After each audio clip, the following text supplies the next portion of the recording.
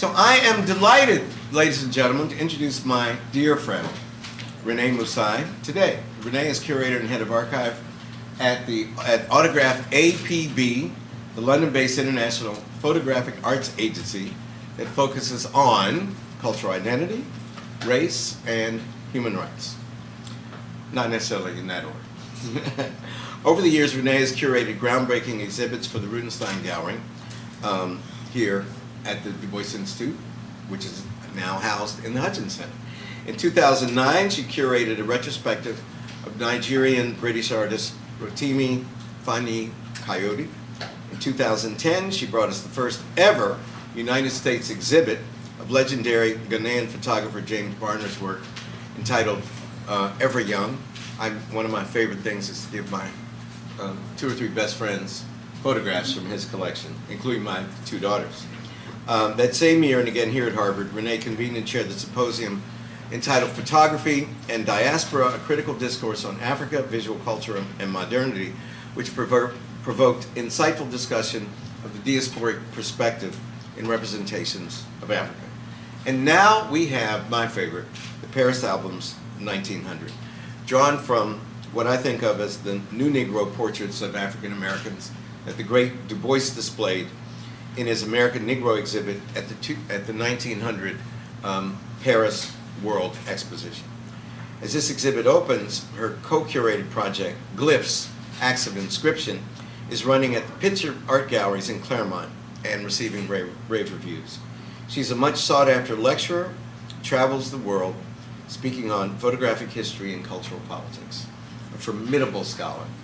She has co-edited with Mark Seeley, her boss, and my friend, Dennis Morris, Growing Up Black, a limited edition volume published in 2011, and the forthcoming John Gatto, who is not a mafia guy from New Jersey, as Americans would think, G-O-T-O, Lovers Rock. Renee has twice been awarded the prestigious Sophie and Emmanuel Fawn Fellowship, promoting the fine arts, art history, and general artistic studies. She is now, thank God, completing her doctoral work in art history at University College London. Something that I don't even think my staff knows, the inspiration for the Cooper Gallery came directly from Renee. Renee and I are old and very close friends, and she kept saying, you know, you need 2 things to make the Du Bois Institute better. And I would say, you know, I don't need anything to make it better because it's perfect already. She said, you really need street access and you need an art gallery. And I went, we can't get street access, and how are we going to get an art gallery? I said, we have an art gallery, the Rudenstein Gallery. She said, no, you really need it. You know, it's like somebody nag you know, you have a friend that just nag you and you just say, please, you know, you come on in. Oh, hi, Aminata. How are you? Man, we got Black British people left and right coming on up, and that's Aminata Forna, the great writer. Give it up for Aminata, please. And so, you know, it was like a mosquito. You know, you hear this hum and you smack it, and this keeps coming back. And I swear to God, you know, people talk about epiphanies, and we misuse that term, but one day I was walking out of here, and Glenn Hutchins, everybody knows that we're now the Hutchins Center, and Glenn Hutchins is my buddy. And Glenn Hutchins' friend, Glenn is one of the owners of the Celtics. And one of the other owners of the Celtics is, Pagliuca. What's his first name? Stephen Pagliuca ran for Senate, because he's a billionaire too, like Glenn. And he used as his campaign headquarters that space downstairs. And it's been vacant ever since he lost. You know, he really had no chance of winning. It's just like a billionaire's fancy that he would do it. And I swear to God, the following actually happened. One night, I'm walking home, and as you know, I just live a couple blocks from here. And I looked over and I saw that empty space. And it was on street level. And I looked in and I went, you know, this space looks... And I walked all the way around, and it turned out it's serpentine. You know, it faces on 2 streets. It's a very unusual space. And so you'd have to just walk through and see it. And I went, this would be a great art gallery. So the next day, I asked Gabby to find out what the rent was. And the rent was very exorbitant because this is Harvard Square. The next day was a Friday night, and this was all in December. And one of my oldest friends from college is a librarian named Ethelbert Cooper. And Bert's very wealthy. We went to Yale together. I was class 73, he was 74. And Yale, Harvard has what, finals clubs. At Yale they're called secret societies. And I tapped Bert. There are 15, 16 people in these secret societies. And when you're leaving, you get to replicate yourself, basically. Everybody has to approve, and anyone can blackball. But I tapped Bert Cooper, this librarian, to replace me. So that means he's my boy, kind of. You know what I mean? As these things go. And my secret society had women, gay people, straight people, black people, every kind of people. And I'm very proud of it. So Bert came to see me. And because his sister was living in Boston, she was very sick. He didn't realize then how sick. She subsequently died. But he came to see me over at my house, and I poured him a glass of wine. And I said, Bert, what are you doing here? And it was sleeting. And he said, oh, my sister's sick, but I wanted to talk to you about something. He said, I'd really like to have my name on a building at Harvard. I swear, for God, as black people said. And I almost choked in my wine. I said, you know, there's a scene, remember the Little Rascals? Remember Buckwheat? And Buckwheat's in the classroom with the white teacher. Buckwheat and Steinway always went to school with the white kids, which is a big deal, in the 1930s. So the teachers, it's vocabulary day, and the teacher said, Buckwheat, use isthmus, like the isthmus of Panama? Use isthmus in a sentence. And Buckwheat says, "This must be my lucky day." I swear to God. I looked at him, I went like, thank you, Jesus. I said, Bert, it was sleeting. I said, I know exactly how you could get your name on the building.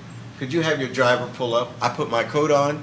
We walked over and looked in the window. It was sleeting, and I said, Bert, trust me, this is going to be the largest gallery in the world dedicated to both African and, or in the United States, dedicated to both African and African American. And I gave him a figure which turned out to be $1 million too low, but it was fine in the end. We shook hands, and that is how the Cooper Gallery was born. And once we had cemented the paperwork and the donations for the Cooper Gallery, I realized we were no longer the Du Bois Institute, that I was jamming all these other projects under the rubric of the Du Bois Institute, that really the Du Bois Institute was one of 9 projects that we had built over the last 22 years. So the person responsible for both the Cooper Gallery and the Hutchins Center is my friend, Renee Musai. Please give it up.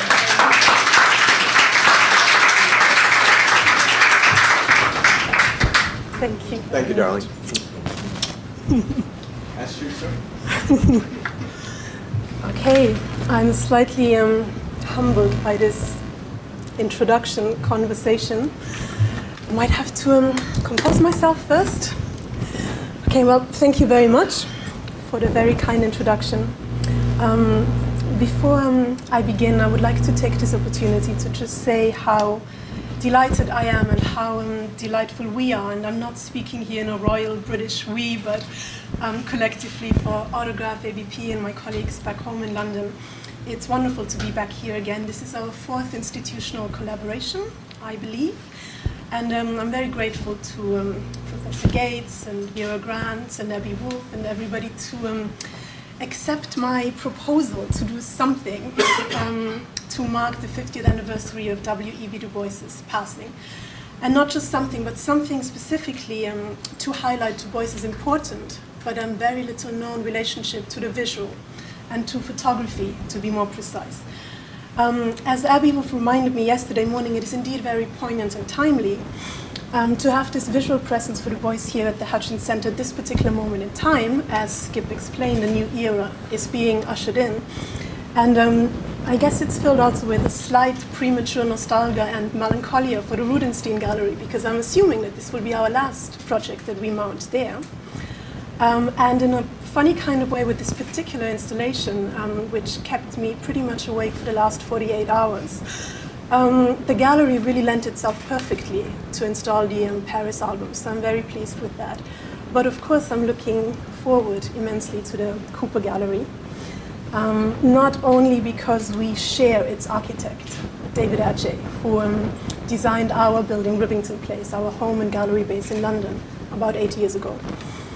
Okay, so back to my thank yous. I would also like to extend those thank yous to the events team and the exhibitions team here at the Hutchins Center, and to our hosts at the Hip Hop Center, Professor Morgan and Alvin Carter, and also, of course, Pablo Gonzalez, who did a wonderful job installing the exhibition over the last 48 hours. I'm repeating that because I'm jet-lagged and slightly tired, having been up in my heels for a very long time trying to get these 200 images onto the wall. And of course, I would like to thank our guest speakers who have come from far and locally to join us here today. More about this in a moment. Okay. First of all, a few words about this afternoon's program. Today's panel discussion borrows its title from a wonderful essay Professor Gates wrote for us in the late summer of 2010, entitled Vanguards of Culture, New Negro Icons. I can make this work, and the essay is here, and there is a program upstairs, a brochure, which reproduces the essay for you to pick up. Since I couldn't convince him to speak on this panel today, and it was not for lack of trying, believe me, I've instead appropriated his words for the title. And the vanguards of Du Bois, of the title, are of course Du Bois' sitters, his subjects, the many hundreds of men, children, and women who pose for the Paris albums, and who Du Bois saw as cultural warriors, as vanguard, as missionaries of cultural and educational potential, to paraphrase Professor Gates again, and whose portraits Du Bois and Thomas Calloway compiled for the various photographic albums they collectively called Types of the American Negroes, Georgia, USA. Through a series of individual presentations, the panelists will then consider Du Bois' photographs in the historical context of 19th century visual culture and the display of the black body, contemplate the poetry and mystery which inhabit the framework of these portraits, and critically reflect on the legacy of Du Bois' collection through the prism of contemporary, diasporic, black photographic practice and racialized discourse. All panelists will then reconvene as part of a roundtable and a Q&A with the audience, a conversation which I hope we can continue in a more intimate gallery setting upstairs for the reception. Okay, so.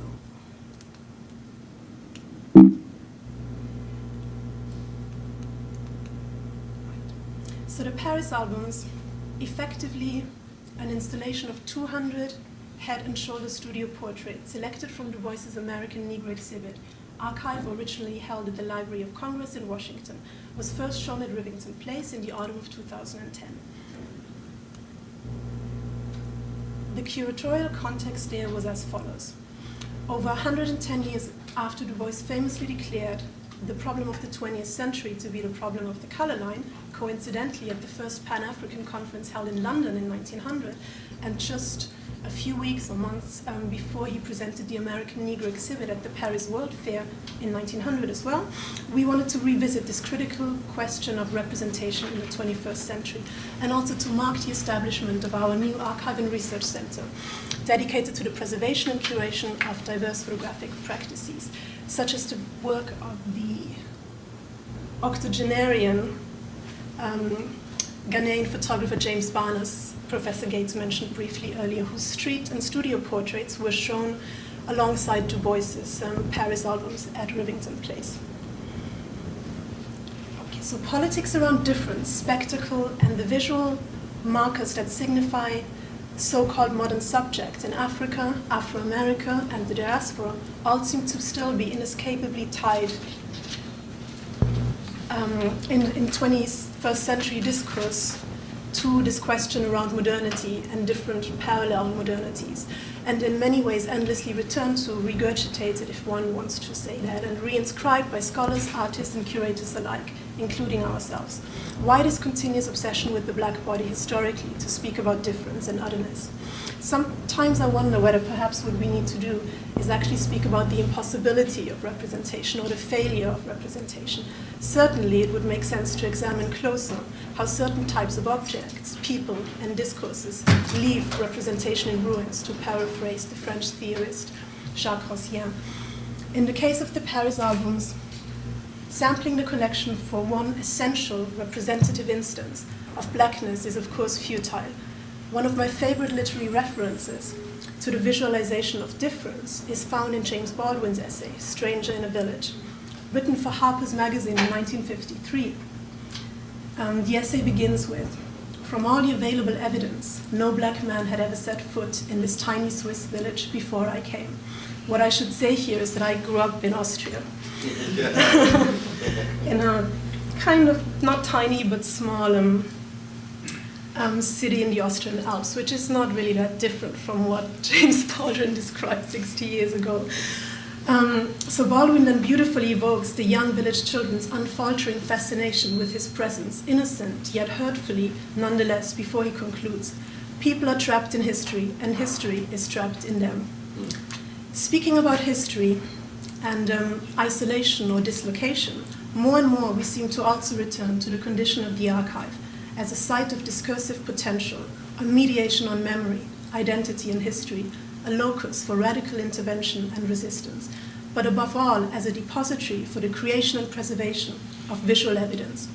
Photography, by virtue of its immediacy, accessibility, and ubiquity, offers an ideal medium to stage a counter-discourse fortified by visual evidence, en masse, wherein images act as a priori archival documents, bearing witness to their subjects' undisputable existence, through which alternative narratives and image repertoires are then produced.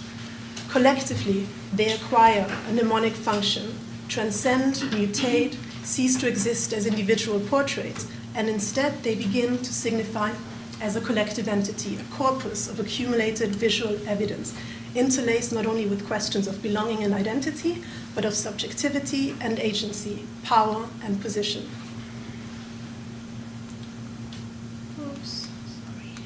Okay. In Archive Fever, Jacques Derrida writes, "There is no political power without control of the archive, if not memory. Effective democratization can always be measured by this essential criterion, the participation in and access to the archive, its constitution and its interpretation." Returning to Du Bois's project, these questions of archive, agency, and counter-discourse and volume are of course crucial. The strategic deployment of 365 photographs executed with the explicit curatorial agenda to disrupt stereotyped depictions and knowledge of the other in turn of the century Europe and America was both revolutionary and traditional in its attempt to challenge a dying race theory, yet not without its nuanced complexities and ambivalences. Some might argue regarding the at times contradictory modes of representation Du Bois employed. We must remember here, Du Bois was neither the artist nor the sole commissioner of these works. He was their curator, the first black curator perhaps to undertake such an endeavor. Driven by an undeniable humanist concern, he acted in the role of ethnographer, historian, custodian, collector, pedagogue, author, and activist. The camera itself functioned as an archiving machine, mediating the relationship between race and identity in historical representations of blackness in American popular culture and colonial discourses of the time. Without apology or gloss, and above all, made by themselves, is how Du Bois described the American Negro exhibit in 1900. The notion of agency and authorship from the inside was clearly of utmost importance to Du Bois, as illustrated in several textual excerpts from the Soul of Black Folks, interlaced with the images in the Paris Album's exhibit, where Du Bois contemplates on the state of double consciousness, the ambivalence of a hybrid, hyphenated identity or existence. So these slides are from the exhibition upstairs, in case you haven't seen it yet. Okay.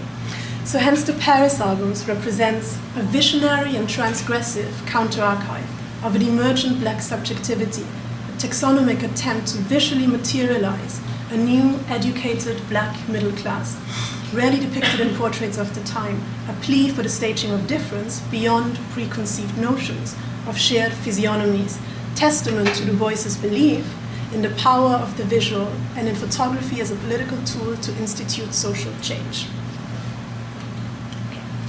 Such acts of inscription, of agency, are of course of relevance today.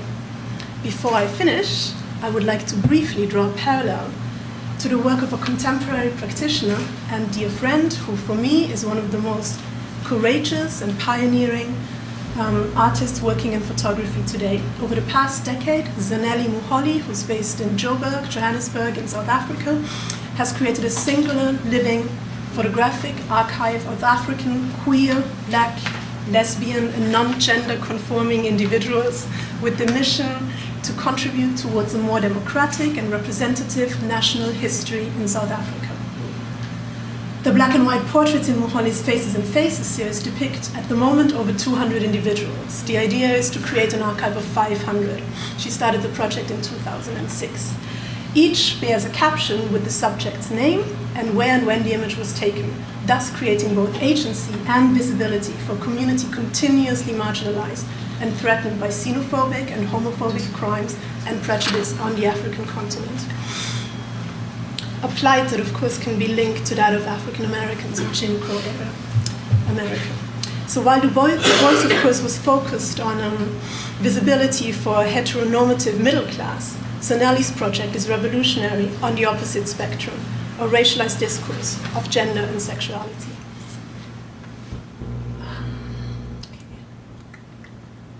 So here are some juxtapositions of Zanele's work on one side and Du Bois's Paris albums on the other side. So this portrait was taken in 2006. Obviously, these ones at the end of the last century, and another juxtaposition here.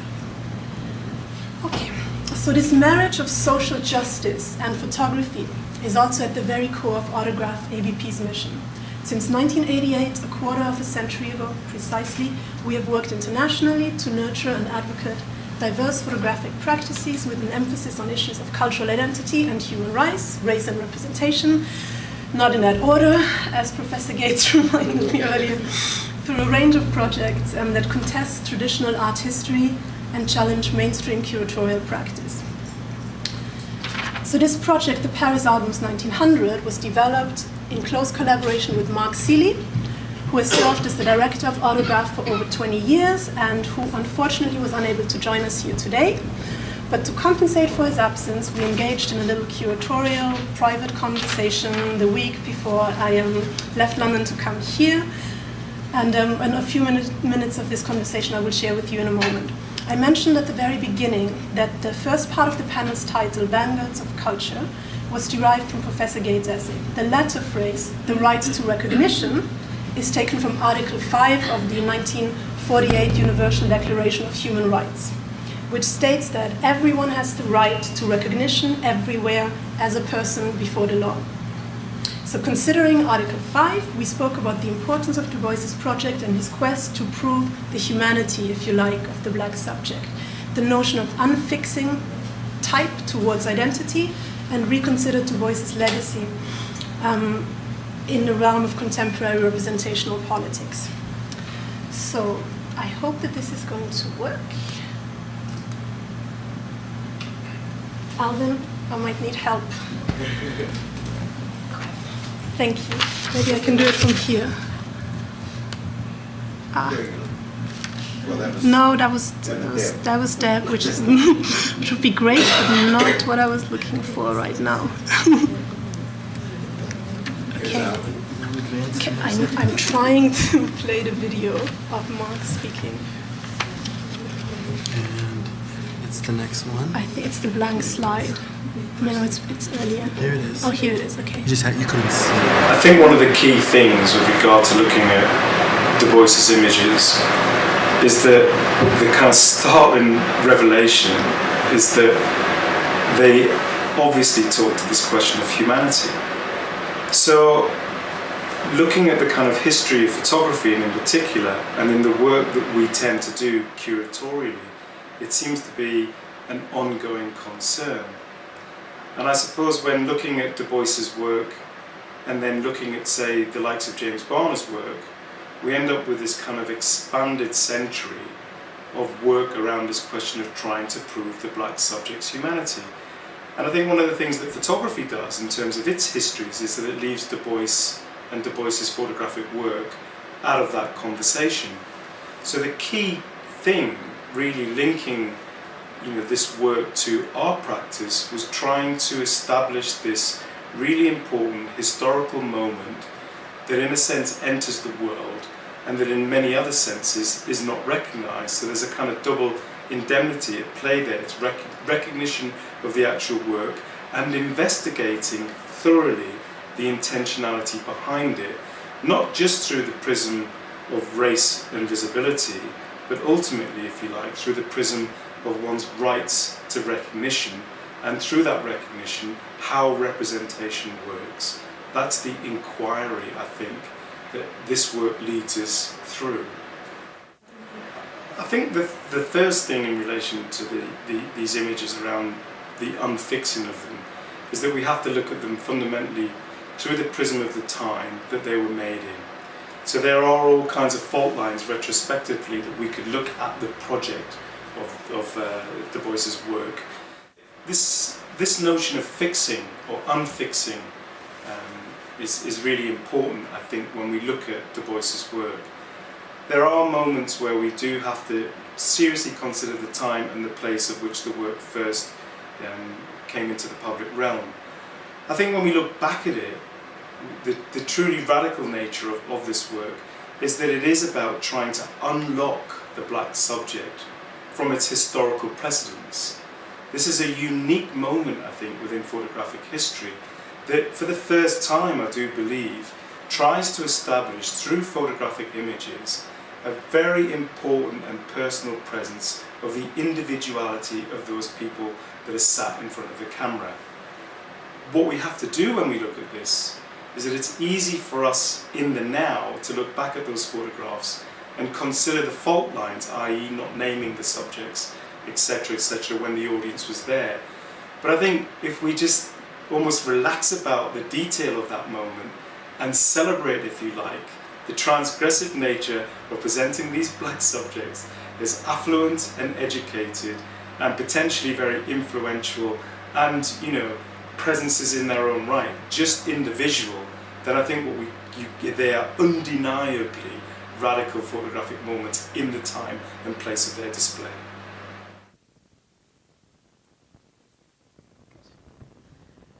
Okay, that's it for me. So I will.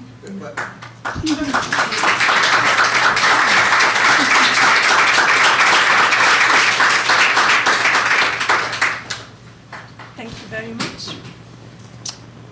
Without further ado, let me introduce our first panelist speaker, Dr. Deborah Willis. Okay, so apart from being the undisputed godmother of all things photography and African American history and portraiture, Deborah Willis is the chair of the Department of Photography and Imaging at the Tisch School of Arts at New York University, and has an affiliated appointment as a university professor with the College of Arts and Sciences and Africana Studies. She was a Guggenheim Fellow, a Fletcher Fellow, a MacArthur Fellow, as well as the recipient of the anonymous Was a Woman Foundation Award. In addition to her academic career, she has pursued a dual professional career as an art photographer and curator. I am not even going to try to attempt the impossible and extract a few notable projects, because there are so many in Deb's amazing career, so please refer to the handout, the panel handout. And please welcome me and join me in welcoming Deborah Willis on the stage.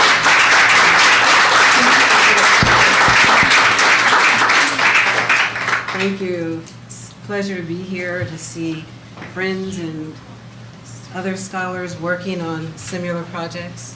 Is there any way, Alva, we can move that speaker so the people over there can see Deb? Because when you're speaking up there, it cuts Can't off see. that part. And it's small enough so everybody can hear you anyway. Right? Okay. Thank you, Mr. Alva.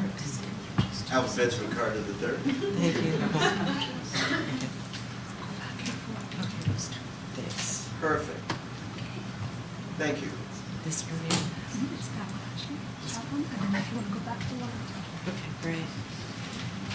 But it's again a pleasure to be here, and just to think, Skip designed this idea of as he laid out the project, But to think about, I don't know who to thank, so many people, you know, just in terms of it's now the Du Bois Hutchins Center. No, it's the Du Bois Institute is in the Hutchins Center. Okay. The But- Hip Hop Archive is in the Hutchins Center. That's how it And just to thank the Hip Hop Center for the space, but also to thank Renee and Abby and Vera for this opportunity.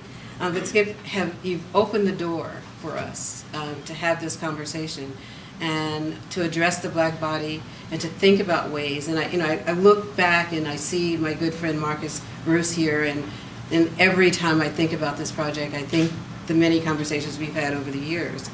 But this paper will address the Black body in photography as presented in a world exposition, a space that was created, a meditative space that explored the idea of the progress of the new century, a hope for the new century.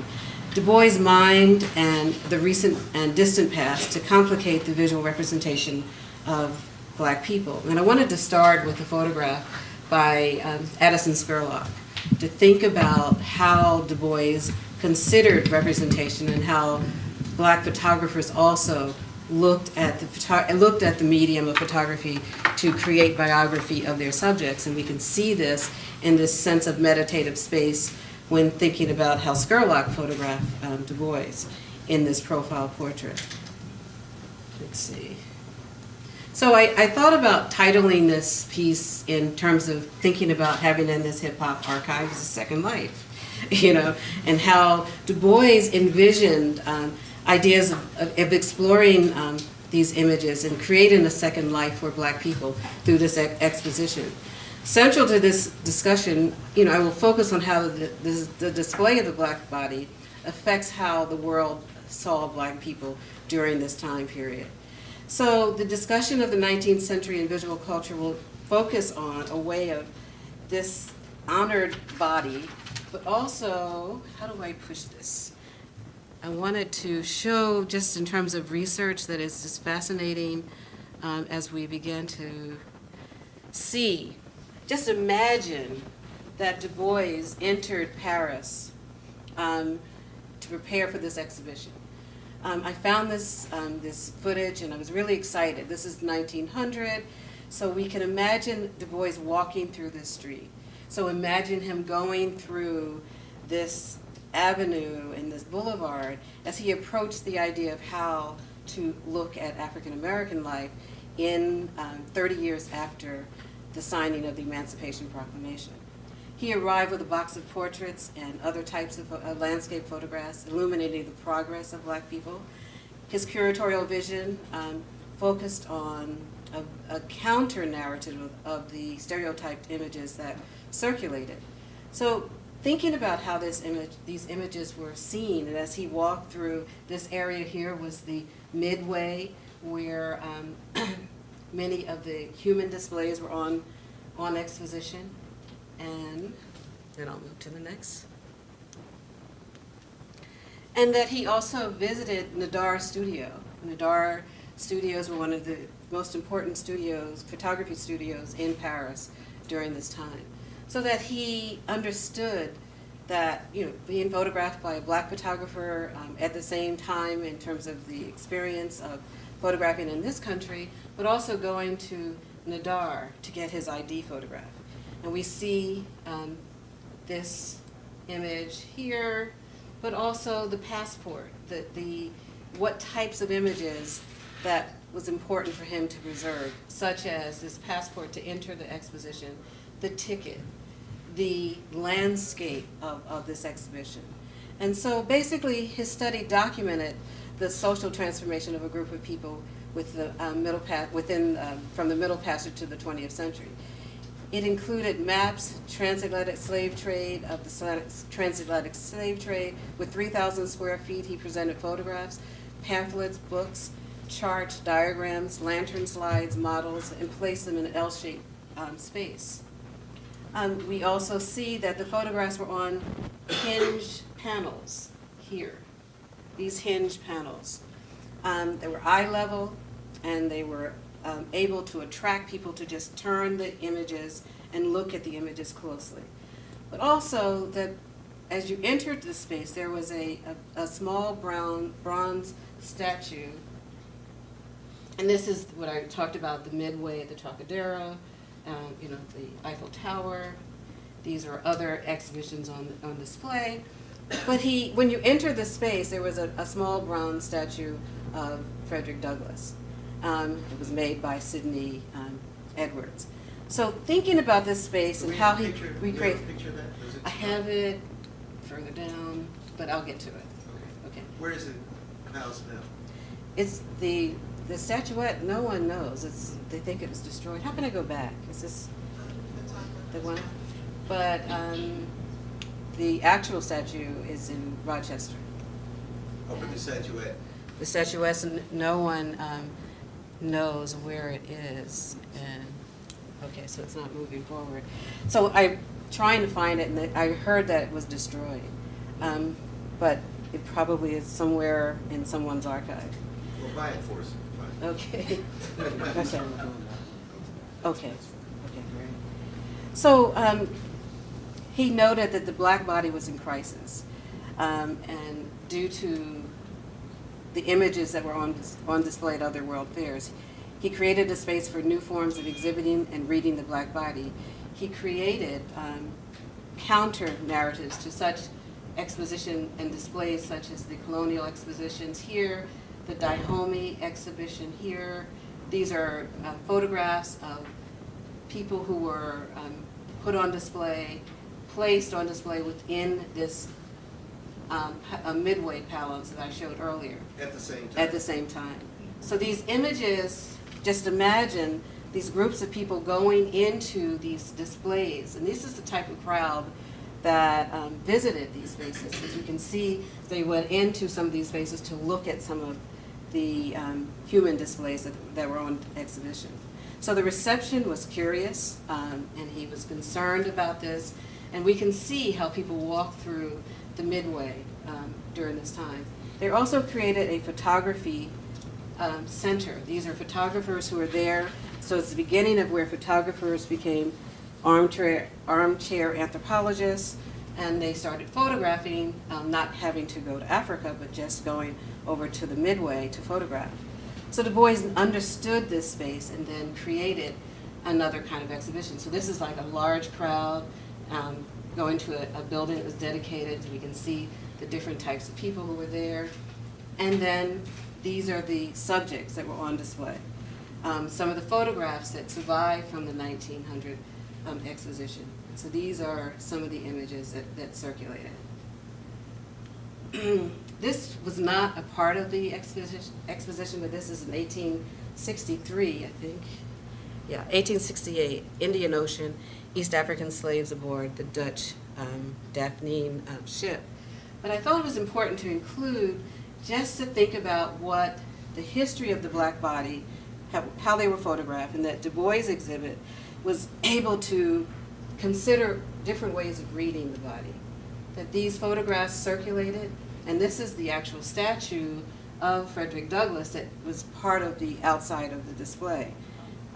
So we see this statue here, and then as you enter into the space, this is this L-shaped room. There were books. These are some of the charts that I described, a photograph of Booker T. Washington, photographs, and I wanted to compare the two and how Du Bois used photographs, but important ways of how important to consider Frederick Douglass's stance on photography. But one aspect of research that I love is reading diaries, and this is a photograph of Meta Warrick Fuller, who talks about going to the World's Fair or one of the receptions with Du Bois. She said, I gotta use these glasses. She says, she was delighted to attend the exposition with Du Bois, and she asked, was it a fee? He said, no, you can, just come with me as a guest. So she said, I ironed my favorite best bib and tucker dress. And so here, this is the dress that she wore to the exposition and to the reception. But to consider others who were there, who part of this moment, others who wrote about the experience, Adam Clayton Powell Sr., Anna Julia Cooper. Many of them wrote about the experience of attending, talked about the importance of the display and the $15,000 that was received by Du Bois and Callaway to create this exhibition. So this collaboration was not only just the two, but it was a collaboration of a group of people. A group of people who thought it was important to include images of Tuskegee Institute, to show the progress of the universities and education, to look at Howard University within campuses, such as the Howard Law School, in the library, images that showed progress of dress and style. Fashion was important, to show images of these dresses, images of women working, images part of the fashion moment. Here, carpentry class, and then also consider images that were part of the Medal of Honor.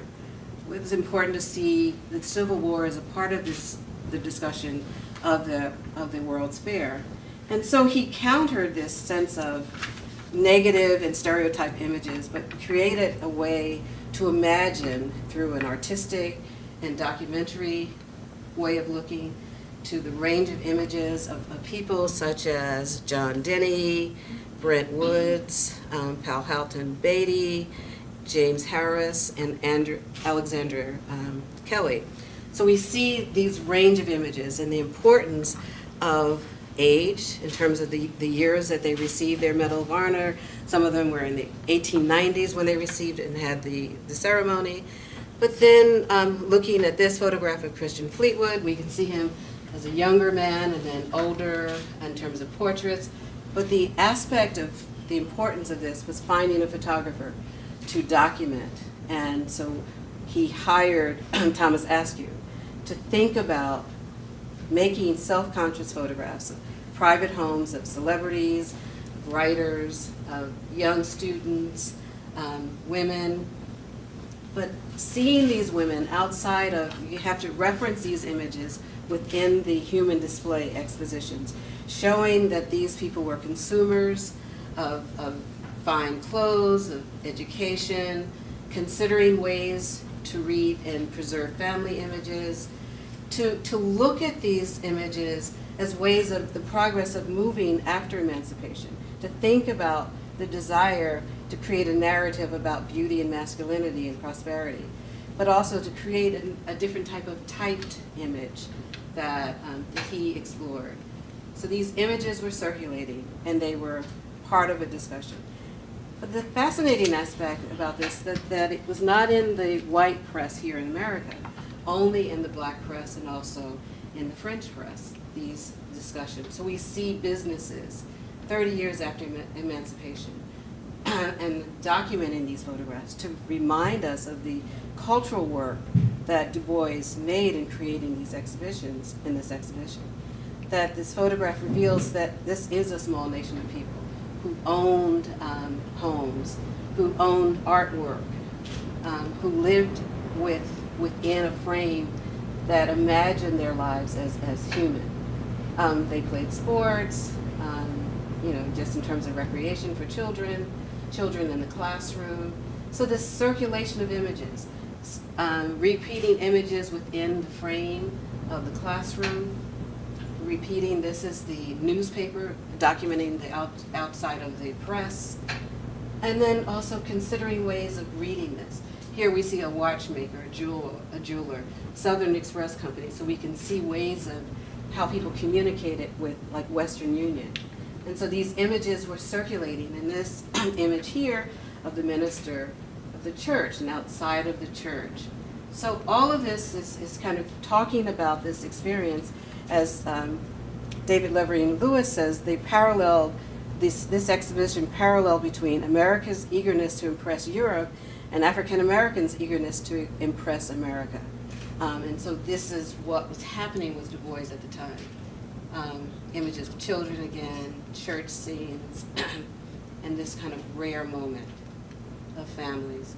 A drugstore, interior of the McDougal drugstore. The corner store, a woman with her horse and buggy, and we can see these constructed images, and again, unnamed subjects, but they represented a nation.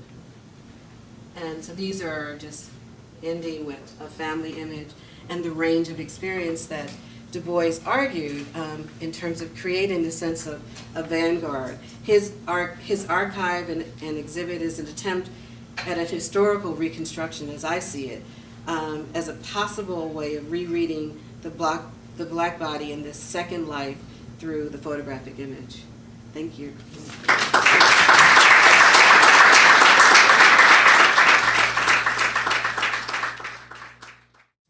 So our next speaker, Dr. Kimberly Brown, here, okay, is assistant professor in the Department of English at Northeastern University and founder and convener of the Dark Room Race and Visual Culture Seminar, a group of 29 faculty participants across 22 colleges and universities, all exploring the intersection of critical race theory and visual culture studies.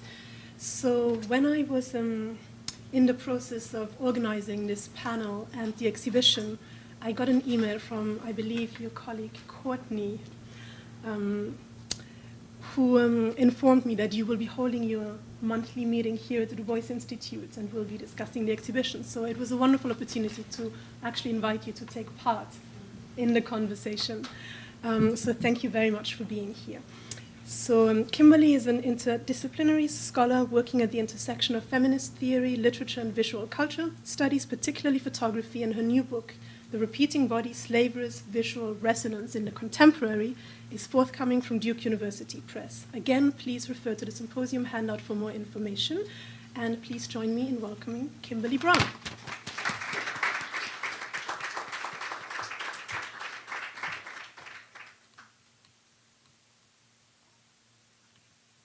Here's the picture. I missed to do that. I'm sorry.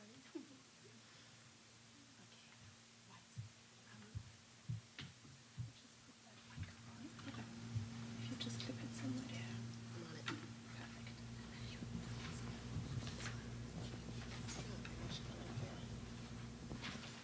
Can everybody hear me? Okay. Somebody just alert me in the back if I get a little low.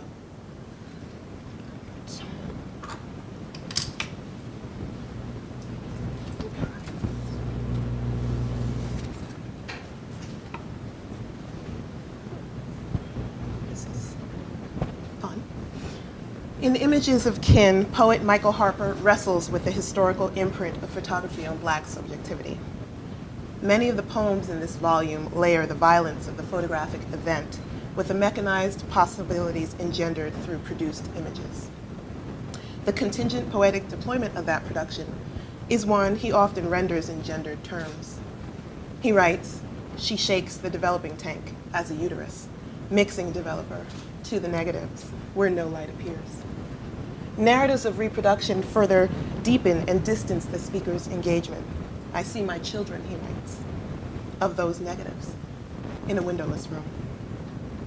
Harper's poems attempt to reconcile the force and the import of photography against the medium's most violated and violatable victims, African Americans. Similarly, as critics like Jean-Michel Smith and Deborah Willis have pointed out, W.B. Du Bois's efforts within the containing register of photography were to expand the standard structure of what it means to be photographed while Black, while being visualized through images of containment, and while working against a half-century of imagistic disarticulations. With these types, the fluid modality of Black subjectivity mediates the possible effects of the viewer's gaze by setting that gaze against the multiplicity of figures and the sheer variance of their presentations. And then there is the glance. And I'm interested in the side profiles as a glance away. Glancing is a strategy in the arsenal of blindness, James Elkins writes, a way of skipping over the surface of the world. More than a skipping over, Du Bois seems to request a pause that does not inflict on the portrait sitters what they have not offered to the viewer. In this way, in the deployment of the glance or the glance away, this performs an act of visual comportment for the viewer that allows the subjectivity of the figure in the image to come through. Michael Harper writes, "Felt negatives work the pores, coal black in darkness, double negatives, now in the light, the emulsive side down, on top of brown gray paper, human images rise." Human types rise in these exposition photographs so that the complex and expansive nature of representation can evolve. Structuring anonymity as mystery, the unnamed subjects sitting for the photographs display poses, gestures, and backgrounds that illustrate the range of possibilities, attending an ocular engagement that does not lock and hold, but instead widens the static mold of the gaze, letting more information seep in. Tethering the photograph to its reproductive capacities, as Harper does, offers us a way to imagine these portraits through the visual story or the stories that they aim to tell. In the sheer variation of the sitters, from their complexions to the jewelry adorning their bodies, we see an engagement at work, one that attempts to narrativize the already present flow of information the world has about African Americans at the turn of the 20th century. Visually middle class, modern, and utterly presentable, these men, women, and children, according to Shaw and Michelle Smith, dismantle the physical coherence of the imagined racial type, disengaging the images of African American men and women from the circumscription of a sliding evolutionary scale. More than this, the profile portraits offer up a myriad of facial gestures, from coy to contemplative to reserved, sometimes stoic and serious, and often atmospheric and dreamy. Memory is rendered through the facial permutations of these decidedly modern Americans, and I'm really struck by the images because I didn't get to see all of them, but all of the different gestures that you can see in the facial configurations. Encapsulated within the notion of modernity is its concomitant violence, and I think that this is powerfully rendered by the sense of calm and poise illustrated in these images. To set these lively figures against a historical backdrop, one that also enters the frame, a photographic violation is to redirect the gaze of the viewer. All of the common pathologies of vision correspond to habits in ordinary seeing, James Elkins writes. African American writers and thinkers are well aware of these common pathologies. Lucille Clifton's poem, The Photograph, a lynching, and I should just admit that I'm kind of obsessed with poems about photographs, which is like a heavily African American endeavor. Poems about what? Photographs. Photographs, oh. So The Photograph, a lynching, is structured as a series of questions that echo Du Bois's "How does it feel to be a problem?" query, extending the question, as I believe that Du Bois intended, to the whites who seem insistent upon a black subjectivity devoid of solace and safety. Clifton's poem is an indictment not of the photograph, but of a racialized photographic desire. Is it the cut glass of their eyes looking up toward the new gnarled branch of the black man hanging from a tree? Is it the white milk-pleated collar of the woman smiling toward the camera, her fingers loose around a Christian cross, drooping against her breast? Is it all of this, captured by history into an accurate album? Will we be required to view it together under a gathering sky? To consider the future implications of existing photographic engagements is to place the collective we in the center of the framework of racial legibility. Similarly, to manage external insistences of what it means to be black is to traverse the delicate space of imagistic solidification, the fixing and the agitating that the balance of photography engenders. I'm interested in the images of women in Du Bois's catalog and the exquisite range of gestures, facial motions, and contemplations that we see there. I'm trying in my own work to use the containment of the photographic image as a freeing space, one that allows a measure of mobility against the often static encroachments of photography's duplicating register. There are in these images of a gaze returned or refused, any number of possible configurations of black subjectivity. This is part of what gives these images their force and power. She agitates, Michael Harper writes, in total darkness. Using the language of photography to parse out black subjectivity, the speaker declares, "I can see the developer. I imagine her movement at night as her teeth grind. I know she dreams the negatives." Within the rhetoric of racial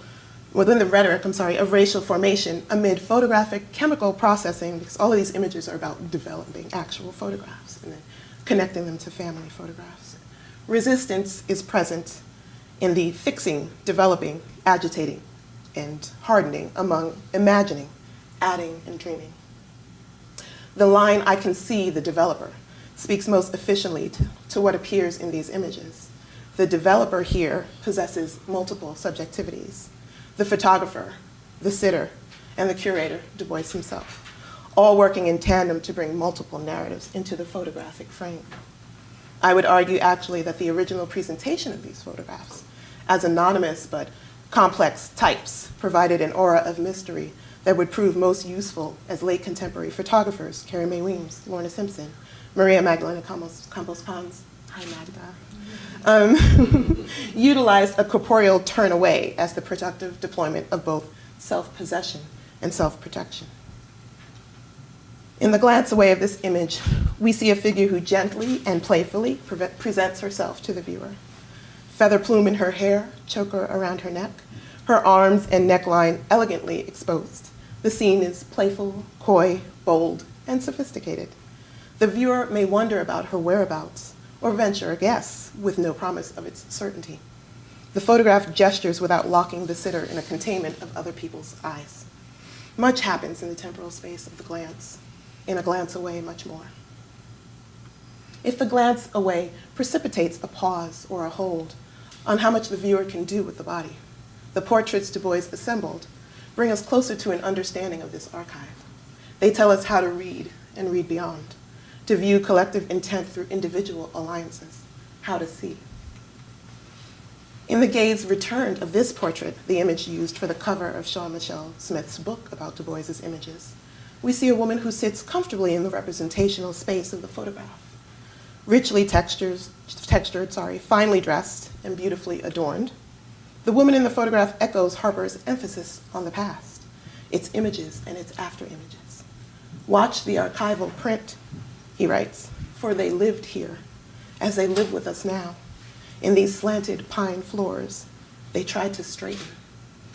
Images as stubborn objects incessantly straightened, each named and unnamed figure at the center of the frame gets to perform multiple acts of both clarity and subterfuge. For they lived here, as they live with us now, in the power and the form of this narrative engagement that gives us so much to talk about. Thank you.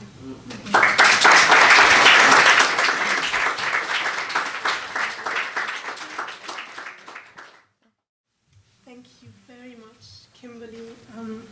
I really appreciate how you evoked literally the dark room and focused focused on photographs of women and the imaginary and the space that they occupy. So thank you very much. Okay, so one of the aspects I particularly enjoyed about the prospect of organizing this panel was to bring together different generations of scholars from different parts of the Black Atlantic world, to paraphrase Paul Gilroy. So it is a great pleasure to introduce Nana Adusei-Poku, my friend, who has recently been appointed as the Applied Research Professor in Cultural Diversity at Rotterdam University, the Wilhelm de Kooning Academy, and the Piet Schwarz Institute, meaning the Black Piet Institute, right? In the Netherlands. Prior to taking up her new post, Nana was a scholarship doctoral student at Humboldt University in Berlin, completing her thesis on the much contested, dare I say, curatorial concept of the post-Black in relationship to contemporary artists from the US and Germany. She has published internationally in French, German, and English, and is currently also a lecturer in media arts at the University of the Arts in Zurich, Switzerland. One of my favorite moments of recent international art world academia symposia history occurred in the previously mentioned Black Portraiture, the Black Body in the West conference, which Deborah Willis convened in Paris earlier this year, where Nana brilliantly and beautifully challenged a series of controversial panel remarks made by a certain French intellectual by the name of Pascal Blaujean, who, amongst other things, dismissed W.E.B. Du Bois's photographs from the 1900 Paris exposition as mere fiction, and then went on to proclaim that the black body is simply too fabulous not to be fetishized. Okay.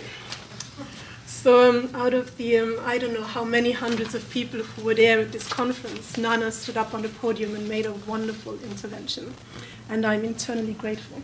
for her to do that. So, please again refer to the symposium handout for more information on Nana and join me in welcoming Nana to the podium.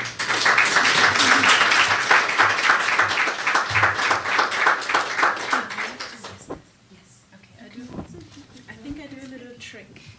I just take off my shoes. That's better. Okay.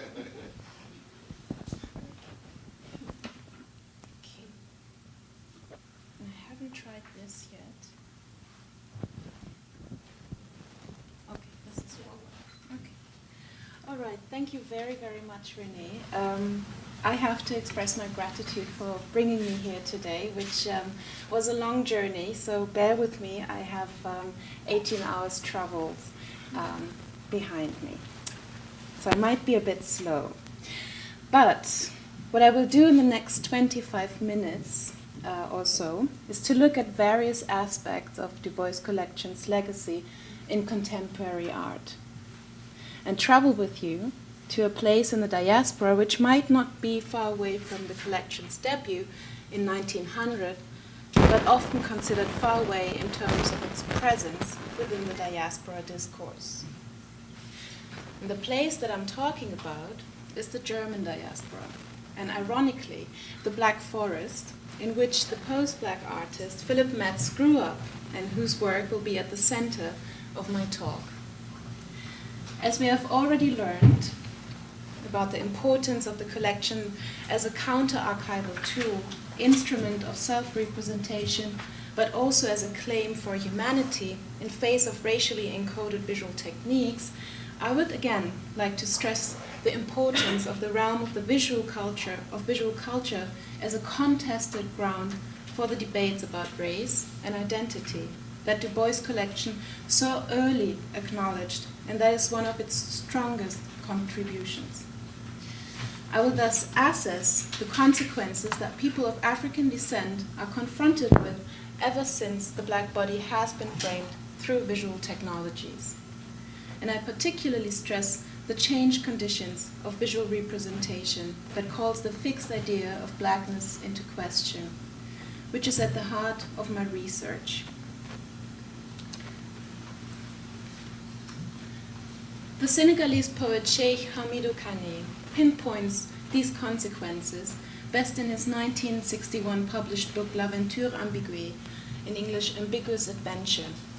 About the fate of West African nations, he says, quote, "Those who had shown fight and those who had been surrendered, those who had come to terms and those who had been obstinate, they all found themselves, when the day came, checked by census, divided up, classified, labeled, conscripted, and administrated."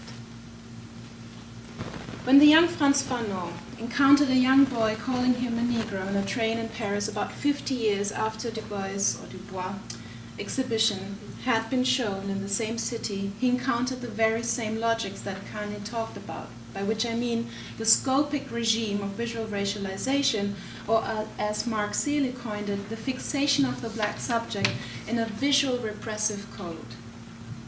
The primal scene that I'm pointing at, as many before me, is Fanon's self-assessment when a small boy turns to his mother and says, "Look, Mama, a Negro," on a train in 1950s France, in which Fanon, as many other Antillians, studied to become a physician. As most of you know, leads this encounter into a chain reaction of analysis through which Fanon exposes the socio-epidermal schema in which the black body is bound. He says, "I am overdetermined from the outside. I am a slave not to the idea others have of me, but to my appearance." And he further adds that the white gaze, the only valid one, is already dissecting me. I am fixed. At the end of his essay, The Lived Experience of the Black flows the latter analysis into the dialectical juncture between infinity and nothingness, which links the work of contemporary black artists and Du Bois' legacy. Because the meanings of many works claim space, or contemporary works, claim space for an emancipated black subject which is constantly deconstructed. Yeah? So there's like a fixing a representation, and at the same time it is deconstructive.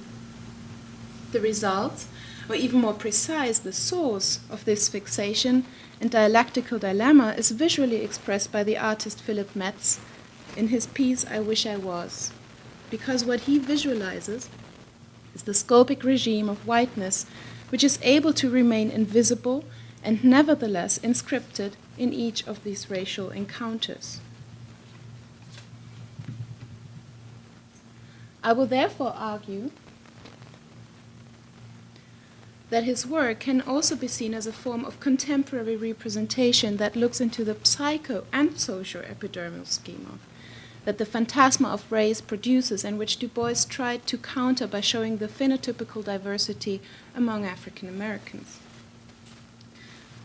The photograph and portrait called I Wish I Was is the representation of a self, which calls for attention as it depicts more than a wish. It also represents a biographic document that raises questions about our conditions of being in the world as black subjects. The photograph confronts the spectator with clean and harsh exposure. The subject portrayed sits in a black t-shirt in front of a white background. The person appears to be of male gender. The blonde hair shines a bit too glossy and seems neither to correlate with his complexion nor does the hairline fall natural. He stares at the spectator, and his gaze appears empty because there is not a glimpse of a gesture in his facial expression. The eyes seem veiled behind a mask, though there is none. Is this a passport picture? One may ask, due to the mugshot aesthetic resembles, and because of the mugshot aesthetics, and particularly since no smiling is compulsory for the biometric passport picture. Is this person real, or is it a plastic doll like the US-American Mattel invention of Ken, Barbie's beloved husband? What is the connection between the portrait of this apparently white man with blue eyes, pink cheeks, and rose lips?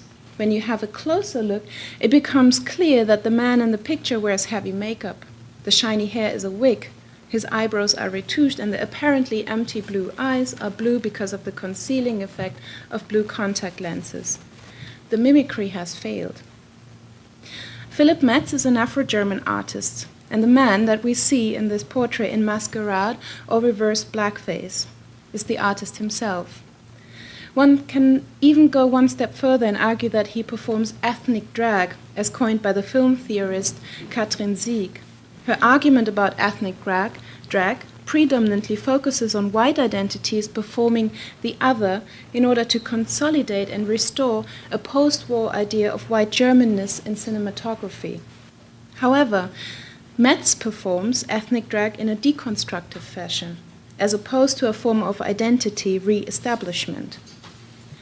The photograph documents his past desire to become a white person with blonde hair and blue eyes when he was 12 years old, growing up in Germany's south in the 1970s, as he explained to me in several conversations.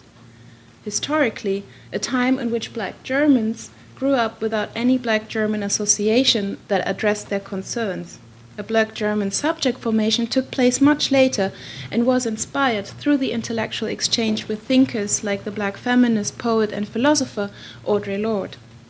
So the cultural landscape in which Metz formed this idea was one in which black German identities were exposed to a total denial of their existence, despite the German national identity's ideology of jus sanguinis, so Recht and Boden. So it's like when you're born there and you're a descendant, then you actually have a right of the national identity. Although the idea for this piece was planted very early in Metz's career, its realization was only possible through the temporal distance in order to have enough emotional distance to his internalized racialized desire. Today, this desire appears as absurd to Metz and sheds a different light upon his childhood dream. The fact that the artist exposes the racialized desire visualizes the symbolic violence to which he was exposed through the dominant white culture in which he grew up and which existed in denial of cultural hybridity and transformation. The photograph in my reading represents a depiction of an overcoming of violence, which is drawn upon the black subject in the German context, because it mirrors the emptiness of racialized desires. There is no essence to the figure we see. It is a surface that denies blunt conclusions. I Wish I Was thus works through the reverse, the invisible, and the reflection on cultural constructions of beauty and power. It depicts a German perspective that visually appellates and challenges the spectators into reflection. Formerly, Metz works remind on the German photographer Thomas Ruff poetry series, which he started in 1981 and continued over a decade and appropriated in 1998. In this series, Ruff photographed individuals from his circle of friends in Düsseldorf and reflected on the notion of surveillance and classification, and that was particularly inspired by the left terrorist group RAF at the time. He used even light and large-scale formats in order to create an effect of visual investigation of the sitter. Ruff also showed the sitters in a way which was supposed to disable them to hide anything from the camera, similar to Alphonse Bertillon's anthropometric photography. Exposure is thus used in a doubled meaning, the exposure of the photograph and the exposure of the sitter. Despite the fact that his sitters are extradited to the spectator's gaze, the serialism and documentary character only allow assumptions about the person portrayed. They become screens for projection, as their depictions don't really tell much about their own idea of self. Metz equally allows his face to be investigated, but with a twist, because not only does it become clear that he is wearing makeup, his real face fades away. The more one wants to see it, he disappears. This invisibility and masking conflicts the representation of the self that Metz has created for this photograph. It becomes a dissatisfying experience, a conflict which escorts the way in which beauty is constructed in the eyes of the beholder and through cultural discourse. In I Wish I Was, I encounter a male desire for beauty and transformation, an observation which shows that not only female bodies are affected by the normative orders that suppress our self-perception. The desired appearance that Metz imagined for himself resembles a form of embodied hegemonic masculinity, something most men, whatever ethnic origin, sexual orientation, or social status, never achieve. Masculinity, as the sociologist Michael Kimmel has shown, is produced, among other performative aspects, through homosocial interactions, which depends on a constant affirmation process through which social status is produced. And if you're a Red Sox fan, I think you can see that tonight. Yeah? Yeah, it's tonight, right? Okay. That's why I got to go, right? Consequently, since this ideal man depends on the access to a social network which allows this kind of affirmation, he has usually to be white, heterosexual, and upper or middle class. Hence, Metz desired masculinity at the brink of his puberty is connected to an idea of power and control, which would allow a status that appears unachievable as a black boy in the Black Forest. His masculinity has to be achieved through other parameters than sheer affirmation or performance. His gender identity is thus challenged from an early age and called into question, which leads into a gendered and heteronormative dimension of the idea of blackness as a predominantly masculine and heterosexual project. Michelle Wright describes this dynamic in her analysis of black leading intellectuals like Du Bois, Leopold Sedar Senghor, Aimé Césaire, Frantz Fanon, Amiri Baraka, Edward Cleaver, and Alain Locke, when she writes, quote, "Their reconstruction of a gendered agency in nationalist discourse disabled the possibility of a black female subject at the same time that it enabled the black male subject who, like his white male counterpart, comes into being through the denial of another subjectivity, in this case, the black woman." Metz thus shows a form of vulnerability in the discourse of beauty which is rarely discussed and difficult to untangle because on an institutional as well as a symbolic level is the male body in a more powerful position. The white hegemon controls this position, which is perceived as sexually desirable and not stigmatized with deviant or hypersexuality. My argument is thus that the photograph also depicts what the queer theorist Eve Sedgwick coined as homosocial desire, which is not necessarily connected to being gay, but it nevertheless includes sexuality as part of its conceptualization. Yeah? It's a question, where does sexuality actually begin? Thus, normative beauty is encoded with the notions of a normative realm of potential, freedom, and specific form of invisibility. It means access to a world which is accessible to a few. Philip Metz's desire becomes an empty code, a sign without sonic substance, an illusion of gender and race produced through scientific and cultural discourses that have to be constantly verified and reproduced. His body functioned as an ideological playground for the intersection of capitalism, racism, and heterosexism. If I thus read his work against the photograph of a pale, almost passing for white woman that Du Bois collected and exhibited, the vulnerability becomes clear on also on other levels. Because when I talked about the psychosocial epidermal schema, I was referring to the fragility racial markers intrinsically comprise, as they are discursively produced, and nevertheless, they are always embedded between social realities and discursive fictions. The photograph by Metz and Du Bois distinct in the sense that Du Bois contributed to a black emancipated subject formation, whereas Metz highlights the difficulties of such kind of subject formation in the German context due to the still existing frictions and concern of racial mixing. So what do these images mean in combination?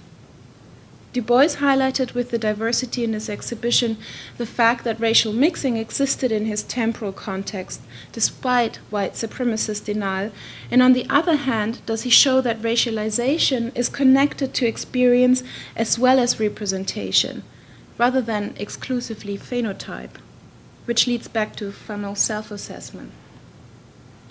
By placing blonde and pale individuals beside brunette and brown ones, he created a juxtaposition, as Jean-Michel Smith argued, quote, that challenges color codifications as markers of racial difference and the body itself as sign of racial meaning, quote N. This idea is also inherent in Stuart Hall's thinking when he talks about the importance of representation and self-imagination, quote, we tend to privilege experience itself as if black life is lived experience outside of representation. We have only, as it were, to express what we already know we are. Instead, it is only through the way in which we represent and imagine ourselves that we come to know how we are constituted and who we are. And this tension between imagination and experience culminates in the theme of miscegenation that Du Bois addressed, and it also finds critical reflection in, for example, Adrian Piper's influential video installation called Cornered from the year 1988. It is the artwork through which I will create a subtle link between the collection and Metz's work, because Piper addresses the socio-political consequences that are produced through the signifier race. In her wrong direction. Here we go. In her installation, wait a second, I have to.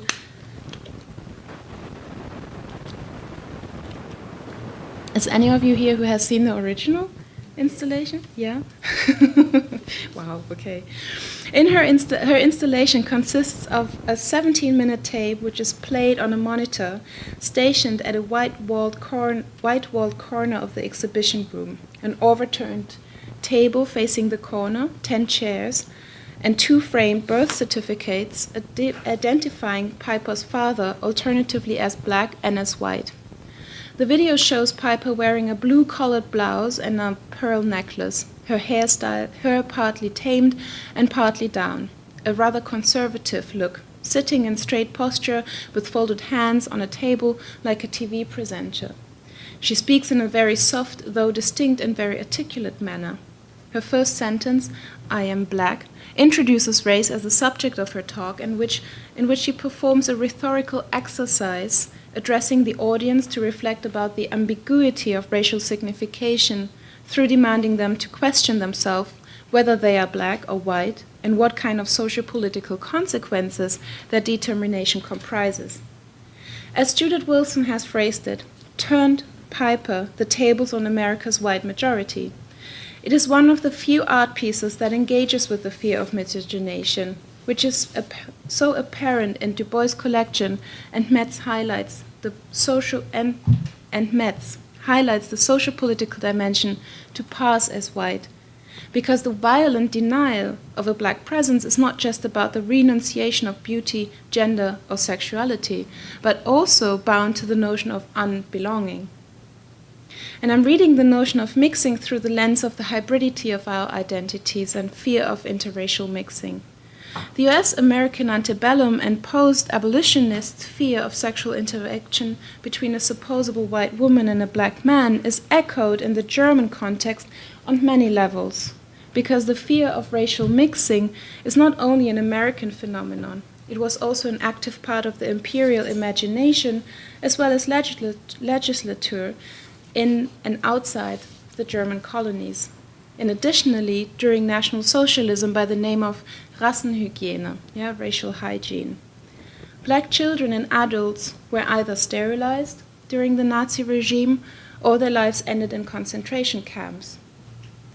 Due to the gaps and difficulties of documentation, are the numbers of black victims during the Holocaust nevertheless insufficient in order to give accurate estimations. And I think that all of these different layers of racial hygiene and violence are part of the fantasy figure which Metz created and that call into question the racial categories which so distinctively survived since they were invented, and that Du Bois started to question over 100 years ago. So when I look at this fantasy figure, I also encounter historical as well as personal retrospective. With personal, I mean that Metz needed the temporal distance to transform his outside into the fictitious person he desired to be, but I also see historical and spatial entanglements within the diaspora. And here I see Edward Said very clearly with his notion of traveling theory, because Du Bois had a fellowship in Berlin, and he encountered Max Weber, which he translated into a visual form of sociology. And I also see the effects of imperialism, which Du Bois challenged in the background of Metz's visual testimonial. The past overlaps the present. Two, if not more, different versions of Metz's identity fall together. He shows one side, which has the desire to fit in the dominant system that surrounds him, and one which is in the contemporary and beyond this desire. It is a disturbing image after all, with many pitfalls, but I see an exposure of a collective historical experience that one does not like to show or talk about in public, and nevertheless, it affects our everyday life. Gender, sexuality, and race are inscripted in this photograph, which broadens the rather normative discourse that Du Bois' visionary exhibition initiated, through taking a closer look at the ideas of ourselves. Thank you.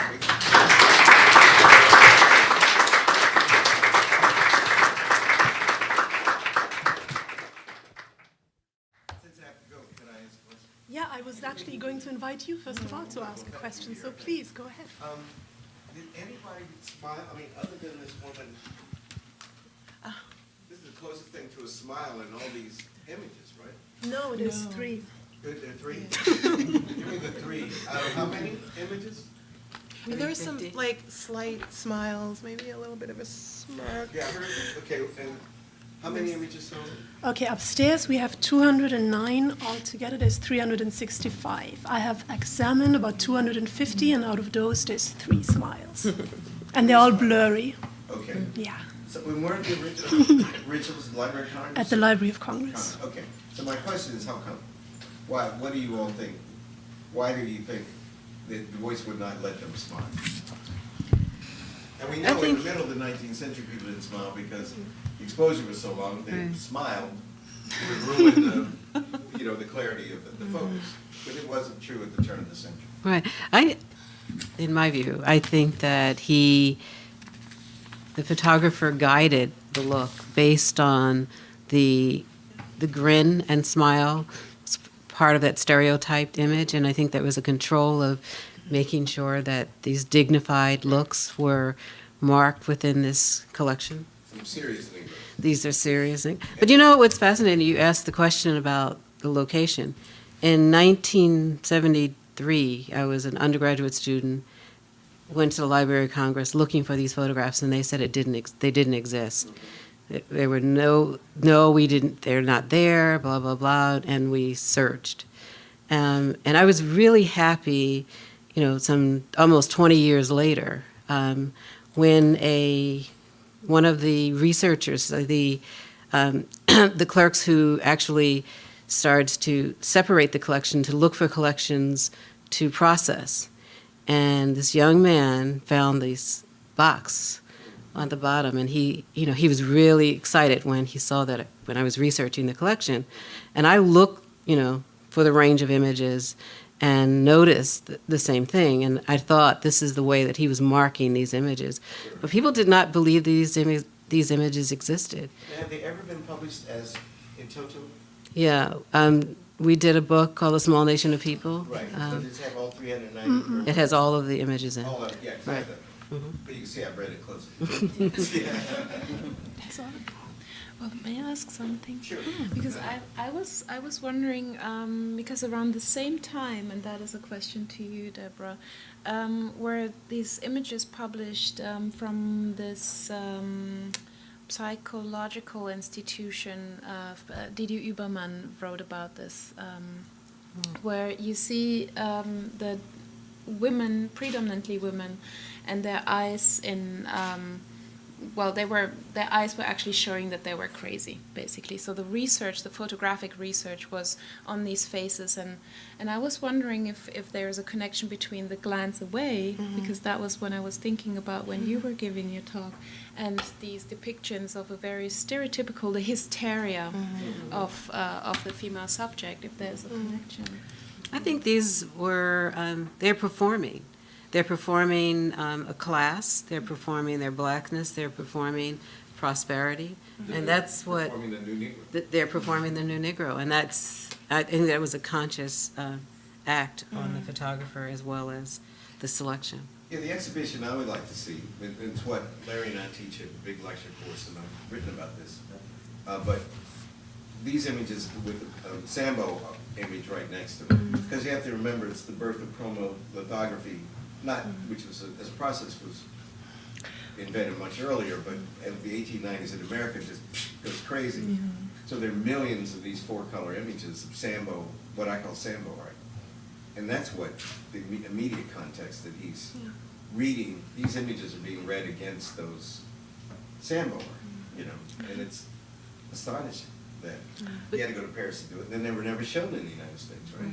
Yeah, and at the Buffalo... They were where? At Buffalo... Oh, they were where? Buffalo in 1901, and then also in Charleston. Well, So really? they followed it. But I'm just curious before you leave, Marcus, did you find any other conversations about the images? Photographs themselves? Right. I think you're right, they were shown in subsequent exhibitions. No, but in terms of your research, in terms of reading the image as markers of prosperity. Yeah, I mean, my engagement with these photographs, what I've discovered is that it was Callaway intended for the Negro exhibit itself to challenge European and Anglo-American ideas about African Americans. I think it was intended to do that. But it had to have an emphasis on progress. And so there's like someone earlier said something about Ancien's notion of the census. There's a sense in which Du Bois's photographs, and also the famous phrase, the problem of the 20th century is a problem of the color line. That's a moment of dissensus in an otherwise positive, progressive exhibit. So he was trying to challenge some things, and that was intentional.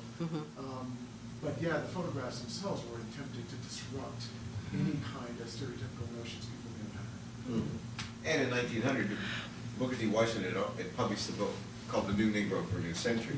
And then the first visual essay of a New Negro was 1904. And the voice of the New Negro, the New Negro Woman and the New Negro Man, which were published back to back by John Henry Adams in The Voice of the Negro. And it has images just like these. And do we know who these people are and their occupations? I mean, are they identified or is that gone? Very, very few. I mean, Deb can speak about that in more detail because I think the first thing you did was to go on a quest and try and find. Very few are identified. Very few Students. But if we, in AU's archives, there are families who have the same photographs in the archives, so Yeah. you can identify some of them. What's odd about that is that Du Bois documented everything about his life. 5 o'clock I went to the bathroom, you know what I mean? Because he was an egomaniac and he knew he was a great man. So in all of his papers, there's no... Go ahead. Not knowing what he was doing there, I'm assuming that what he wanted was the viewer to not fixate on the individual. who it is chasing down, like tracking down the family, but really paying attention to how many different kinds of people that he brought. I mean, in his private papers. Yeah, I think he didn't want anybody to. No, Du Bois, it's not like Du Bois. Really? Du Bois documented he documented his affairs. So you think it's lost?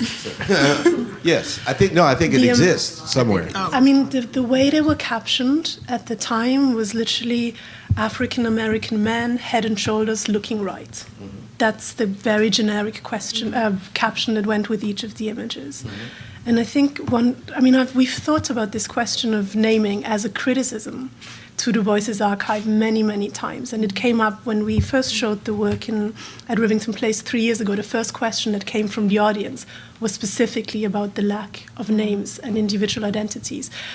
I believe that Du Bois wrote in the Conservation of Races, he speaks specifically about the group of people and not the individual. So I think in this particular instance, as Kimberly said as well, the intention was very much to not speak about. Oh, no, I agree with Kimberly about the public. I'm talking about the You're saying private his papers records. would have something. Somewhere, Du Bois wrote down who these people were. The Du Bois papers have never... Wait a minute. There's a... He has a question. Yeah, there's the microfilm of, I don't know what form it's on now, but Du Bois's papers were on microfilm, which were complete, but that's never been in print, sort of. So I don't know if anyone's checked there. But Mark? there is a documentation in one of the clues for me was in Deb's Right, explanation of features. right. Black newspapers. Right. They offered, as Conway went around the country assembling the exhibit, and Du Bois was in Georgia doing his Georgia Negro study. They were talking about Agnew, they were talking about Harry Shepard, they were talking about a number of people who were making the photographs, but they didn't provide the names. There is a record, it's just that you got to go through all those black newspapers. It's fascinating, but you can do it easily online with Chronicle of America at the Library of Congress and read, Colored American, read the Appeal, and their records of their journeys assembling these photographs and stuff like that. Oh, they don't great. have the names. Right. So maybe But, he but wanted also, the journey. but also Du Bois. When I talked to David Levering Lewis, I asked the same question, and he, it's like just 2 pages in Du Bois's double volume. But Du Bois has a paragraph about what he felt about the exhibition and organizing the charts, and he wrote, about the Great World's Fair, and it's really, it's maybe a page or 2. It's not a lot. And curious why. That's a good question. Anyway, great, thanks. And the activities will be a reception of some food and drink, so please join us. We have to go. Yeah, great job. Yes, please. Could you wait for the microphone to come to you, simply because then it's recorded and that makes sense. So what we're going to do, rather than have a conversation just here around table, we will open up to the floor right away, I think. And there's a mic going around. I think, Florence, you had your hand up? Yeah, we're just waiting for the mic to come.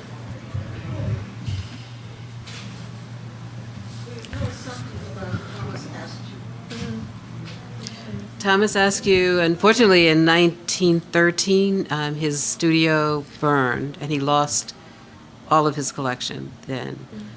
He had a family of 8 children.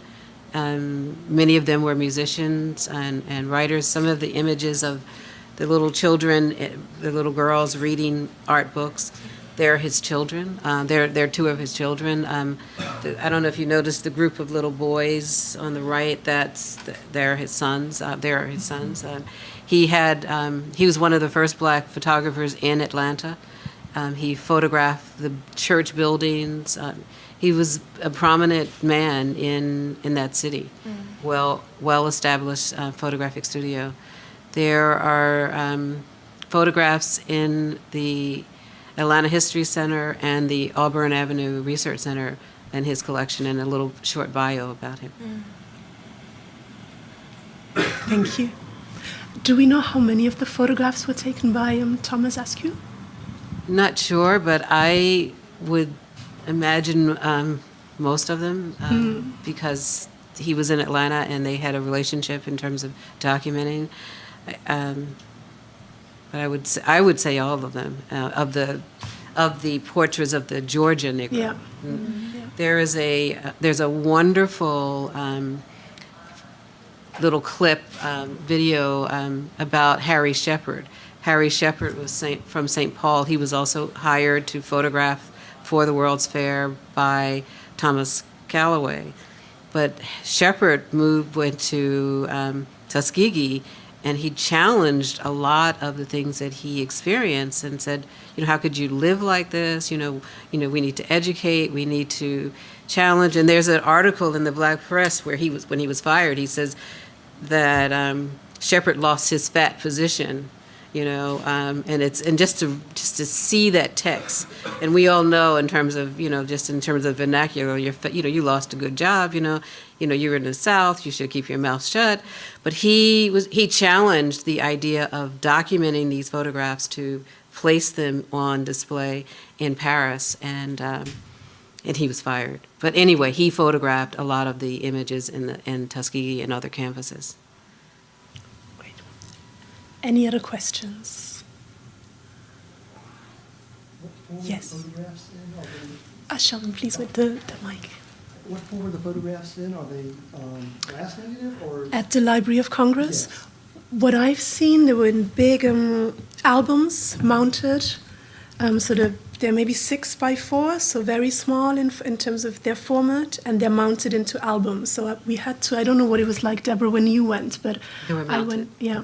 So I went to see them, I guess, in early 2010, 2009, and one had to request a special appointment. They're not publicly accessible as such as part of the collection, but, with a letter, etc., they bring them out. And they're very fragile, so they wouldn't loan them, for example, to exhibit the originals. I mean, they've been looked after, but they're not in the greatest of conditions, from what I remember. And you, Made for the exhibition. how would the ones for the exhibition here? Okay, so what we did is we selected about 250 at the time, only focusing on the studio portraits. And the high-resolution files were provided by the Library of Congress. We then digitally remastered them. We didn't fix them, as you can see upstairs. They're not retouched or anything, but there's a kind of matched tonality across them. So there was some digital remastering, and then we printed them in London on a special archival rag paper called Hanemühle paper. It's a German maker. Sorry, that's the Hanemühle paper. Yes.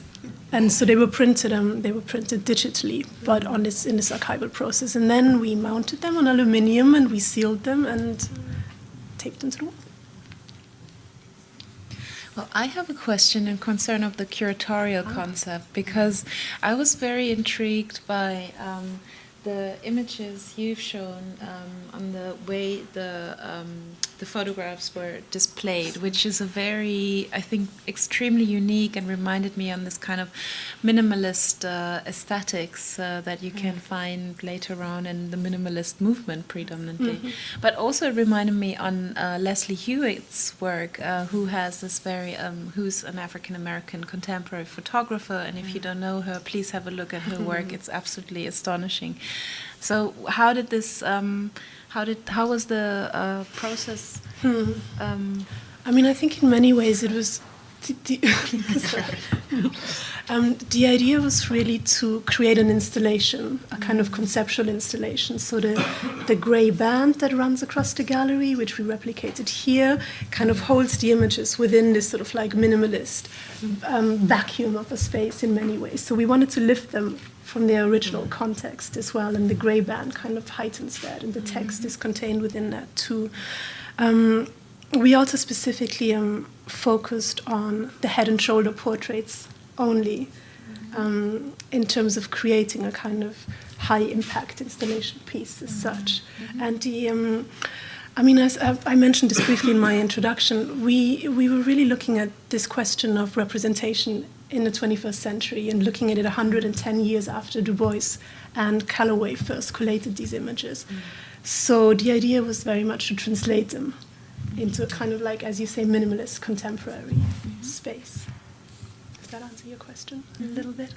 Any other questions from the floor? Yes. Wonderful. At the time that the pictures were shown, do you have any evidence of what the public response to them was? Comparison. Deborah? As I mentioned earlier, the Black press responded favorably.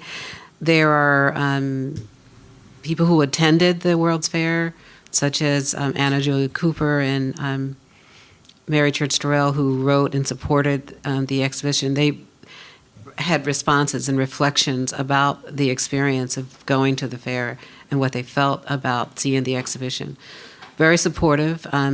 The Paris press, if I'd love to know, because I didn't read the French newspapers, but the Black American newspapers, glowing reviews, and not just surface, beautiful, wonderful. They talked about the importance of how what the exhibition meant some years after emancipation. What it meant to have these photographs circulated on a world stage, and that was the central part of it that I could see. And if you take time to look at some of the newspapers there, it's really supportive and really critical. And talked about the importance, and one of the reviewers, I can't remember his name, but he actually said that Du Bois understood this as a crucial visual text, not using that language, but seeing it as a crucial way of looking at images to tell a different story about Black people. But can you speak in the mic about the about the French?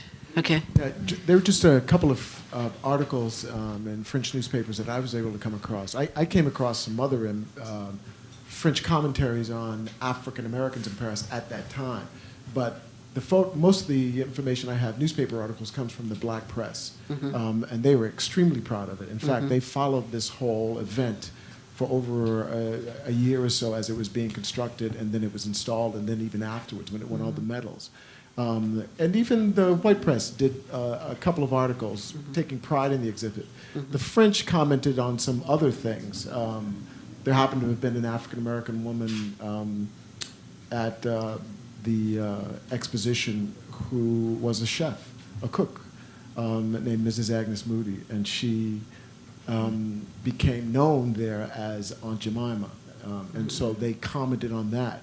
But she's a fascinating individual who troubled their understanding of African Americans because she was a Black clubs woman. She was involved in Chicago church activities. So they commented on this stereotype, but yet she was someone who was completely opposite to that. So you don't see as much I haven't found as much information on the photographs themselves, but commentary on individual African Americans like Mrs. Agnes Moody. Thank you.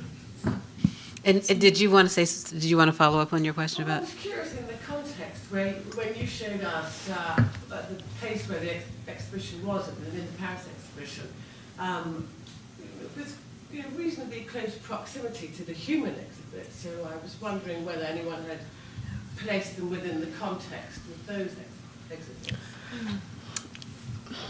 You mean in terms of the press reviews? Not that I know of. Well, any Yeah. journalists, any commentary? I didn't find anything on that at all. No. No, Just- but- What is interesting in the contemporary reception that the Musée Quai Branly had an exhibition last year which was called Le Sauvage, the Savage, Humans. the Humans, and these images were not part of the exhibition.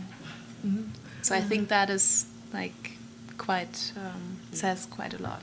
What you're saying is that the Du Bois images weren't part of the exhibition, but wasn't that exhibition also conceived, or somehow our friend who was mentioned earlier, Pascal Blanchot, was involved in that, and he was the French scholar I cited briefly when I introduced Nana, who claimed that these images that Du Bois collected were a mere fiction, and he was talking about them as an example of a positive human zoo, and that Du Bois was basically dressing them up to look like a white ideal, which in his, I can't remember the exact details of what he said, it was pretty incredible. So this exhibition that you cite was conceived. And it was the best visited, or it was the most successful exhibition in France, 2012. Professor Maghubani has a question, and Marcus has also. Okay. You want to put your hand up so you can get the mic? Mike, Okay, all right, just speak really I think they're please using. wait for the microphone. Okay, thanks for a great presentation. I was wondering if anybody knew much about Callaway, particularly Nana, given that you have worked in the German context, because I know that Callaway's brother was part of an expedition that essentially the German colonial government approached Tuskegee Institute about establishing agricultural schools to coerce the Togolese into growing cotton, essentially to sort of transnationalize this idea of agricultural education and subordination. And given that that was his brother, I just wondered if there was any visual documentation of that effort, or just anything you could fill in or round out about Callaway and his family and his history. I actually would love to, but I have to give this question to the photographic historian. Unfortunately, no. Just that Callaway was, a lawyer and a good friend of Du Bois, who basically asked him to work with him on the exhibition. But no, I'm glad to know about his brother. I didn't know about that at all. Anyone here know about that? Okay. Can we pass the mic to? No. We need to have it on the tape. For the recording. Huh? For the recording. And tell us your name. My name is Adrienne. As for who the subjects were, my question is, was it customary in those days for subjects to sign a release for publication or presentation? And if so, since there was no photocopying 100 years ago, then the set of releases would have traveled with the set and would be in the records of a French entity that sponsored the exhibit. I don't know. No. Deb. No. There were no releases. There were no releases required.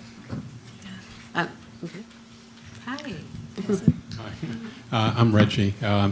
I was just wondering if there was some sense of how all this came together originally in terms of Du Bois's taking on a photographic exhibition. Since is there some record of how what that process was and how he has evolved? I may have missed this earlier, but. Do you want to talk about Thomas? The idea of the exposition was conceived by Callaway, and America heard of the 1900 exposition, and they decided that a number of people were going there. From mechanical, from industrial organizations and companies.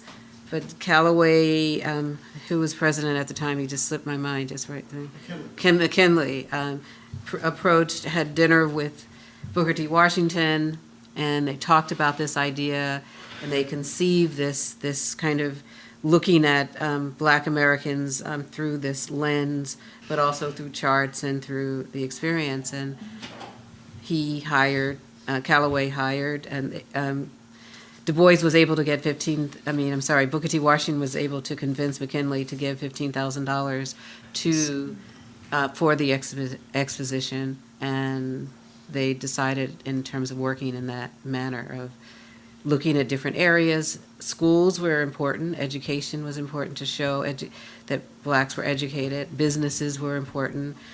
So there were, as a sociological study, it was mainly a sociological study that have not necessarily an art exhibition. And when I had the experience of looking at this, I wanted to imagine this as a aesthetic and political moment for Du Bois to consider it, and not realizing that he probably hadn't thought about it as an art, but using photography as evidence, and that's something that happened during the time. I think the key thing to consider here is, as you said, that it was a government-sponsored exhibition. No, supported, but not it came sponsored. with a grant. Sorry, wrong choice of word.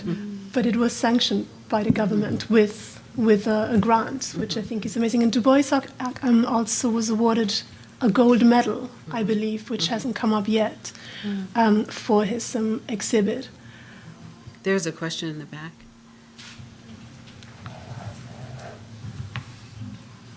Hi. Say your name. My name is Anna. I'm a first-year doctoral student here in African American Studies. I'm taking a performance class, and we're talking lots about the white gaze, of course. And I was wondering, as you briefly mentioned the directions for the sitters of how they were supposed to be photographed, what strikes me about those two pictures that you've chosen is that, of course, they don't look back. And I was wondering if you have a take on that, or if it was just owed to the... Did you say that what strikes you is the fact that they don't look back, that they don't return the gaze? Yeah. Kimberly, I'm going to pass this one on to you. So I think it's important that, with the kind of frontal poses that you see, you also see these images where, I think you're coming off of a history of so much violence against the flesh that is photographed and that moves pretty swiftly before digital imagery across the world, that there's something of the protective quality of not having to have the responsibility of always either returning the gaze or engaging the viewer in particular ways. So what people might read as a weakness in these images, I see as a way to keep that anonymity, to keep the mystery, to hold something there in the image that the viewer cannot possess. But isn't there, I think I would just like to add something, because there's also this moment of opacity, which I think is quite interesting and connects back to Edouard Glissant's notion of opacity, that you cannot really, you cannot really enter the subject, which I think derives very much from the discipline of sociology, in contrast to anthropology, because the strategy that you've seen in the world exhibition in these kind of body displays is an anthropological approach, whereas the sociological approach is to, go through the various images. There's not a real exposure, and that brings a certain form of dignity, and it's very powerful, a powerful tool that he activated. Yeah, and I appreciate these images for the intimacy that they give us without giving us everything. And when I mentioned in the talk, the photographers like Carrie Mae Weems, like Magda Campos-Ponce, who just left, who they have a series of images of themselves in front of the camera turned, around, so you can't enter fully into the frame. And that's what I appreciate about, the images that I pulled out here. I think we need to... Did you want to add anything, Deborah? No. I think we need to close, but as we said earlier, we can continue this conversation upstairs as part of the gallery reception, and I would like to thank our panelists once again.